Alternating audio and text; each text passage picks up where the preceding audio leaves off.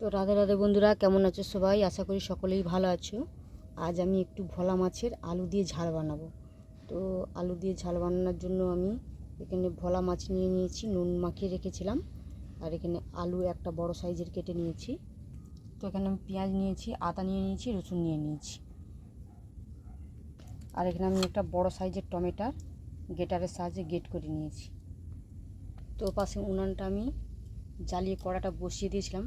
কড়া গরম হয়ে গেছে, আমি কড়ার মধ্যে একটু সরষের তেল দিয়ে দিচ্ছি।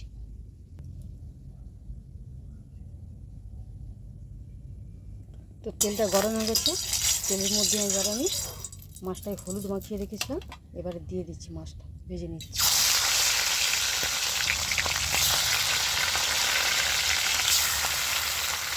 তো মাছটার পাশে আমি দিয়ে দিয়েছি, মাছটার পাশে ভাজাতে থাক, আমি মশলাগুলো বেটে নিচ্ছি। তো এখানে আমি 1 চামচ ধনে আর 1 চামচ জিরা দিয়ে ভিজিয়ে রেখেছিলাম শিলের মধ্যে। এইটা আমি বেটে নিয়েছি, এইটা আমি শিল থেকে তুলে নিচ্ছি। এবার এখানে শিলের মধ্যে আদা, রসুন আর পেঁয়াজটা আমি বেটে নিচ্ছি।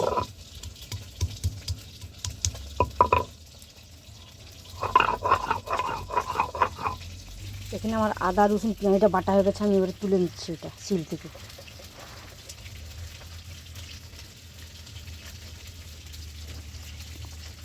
এটা মাছটা আমার ভাজা হয়ে গেছে লাল করে, আমি এবারে নামিয়ে নিচ্ছি মাছটা।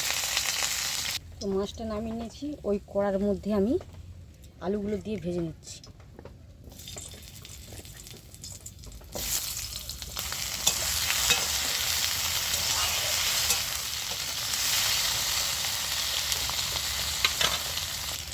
আলু একটু আমি নুন দিয়ে দিচ্ছি।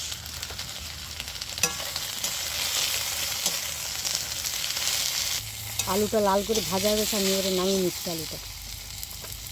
তো আলু ভাজাটা নামিয়ে নিচ্ছি, কড়ার মধ্যে আমি একটু সরষের তেল দিয়ে দিচ্ছি, ফোড়নে দিচ্ছি একটু কালো জিরে। তো তেলটা গরমে ফোড়নটা ভাজা হয়ে গেছে, এবার আমি দিয়ে দিচ্ছি পেঁয়াজ, রসুন আর আদা বাটা।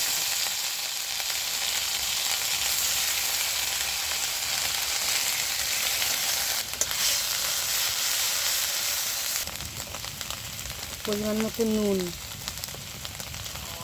হলুদ, লঙ্কা গুঁড়ি একটু দিয়ে দিচ্ছি, অল্প করে দিচ্ছি। টমেটোর বাটাটা দিয়ে দিচ্ছি এবার আমি। এবার ভালো করে কষিয়ে নিতে হবে টমেটোর, আদা, রসুন, পেঁয়াজটা। ভালো করে আদা, রসুন, পেঁয়াজটা আমার কষানো হয়ে গেছে। এইবারে আমি বেটে রাখা ধনিয়া আর জিরাটা দিয়ে দিলাম, এটা দিয়ে ভালো করে আমি কষিয়ে নেব। তো ভালো করে কষানো হয়ে গেছে, এবার আমি ভেজে রাখা আলুটা দিয়ে দিচ্ছি এর মধ্যে। আলুটা দিয়ে আমি মিনিট 2-এর মতো কষিয়ে নেব। আলুটা মশলার সঙ্গে ভালো করে কষানো হয়ে গেছে, এবার আমি পরিমাণ মতো জল দিয়ে দিচ্ছি।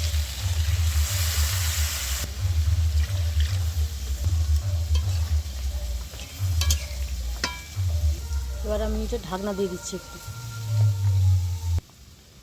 ঢাকনাটা খুলে আমি মাছটা এবার দিয়ে দেবো। দিয়ে দিচ্ছি কয়েকটা কাঁচা লঙ্কা ফাটিয়ে দিয়ে দিচ্ছি এবারে মাছ ভাজাটা।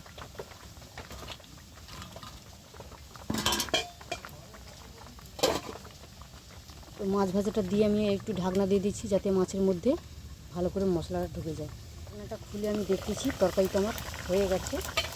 তো আমি এবারে নামিয়ে নেব। নামানোর আগে আমি একটু উপর দিয়ে ধনে পাতা দিয়ে দিচ্ছি। তো আপনারা চাইলে গরম মশলা দিতে পারেন, আমি গরম মশলা দেবো না, এমনি করব। এবারে আমি নামিয়ে নেব। তো আলু দিয়ে ভোলা মাছের ঝালটা আমার রেডি হয়ে গেছে, আমি নামিয়ে নিয়েছি। এবার গরম ভাতের সঙ্গে পরিবেশন করব। তো গরম ভাতের সঙ্গে এই আলু দিয়ে ভোলা মাছের ঝাল দুর্দান্ত লাগে। আপনারাও এরকম আলু দিয়ে ভোলা মাছের ঝাল বানিয়ে খেয়ে দেখবেন, কেমন লাগে আমাকে অবশ্যই কমেন্ট করে জানাবেন।